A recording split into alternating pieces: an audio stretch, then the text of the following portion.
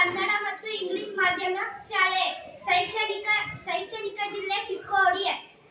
ನಮ್ಮ ತಂಡದ ಹೆಸರು ಗಣಿತ ಪ್ರಕಾಶ ತಂಡ. ಮಾದಕ ವಸ್ತುಗಳು ಆರೋಗ್ಯಕ್ಕೆ ಹಾನಿಕಾರಕ. ಮಾದಕ ವಸ್ತುಗಳ ಸೇವನೆ ಮೃತ್ಯುವಿಗೆ ಆಹ್ವಾನ. ಸಿಗರೇಟ್ ಬಿಡಿ ಸ್ವಾಸ್ಥ್ಯ ಹಿಡಿ.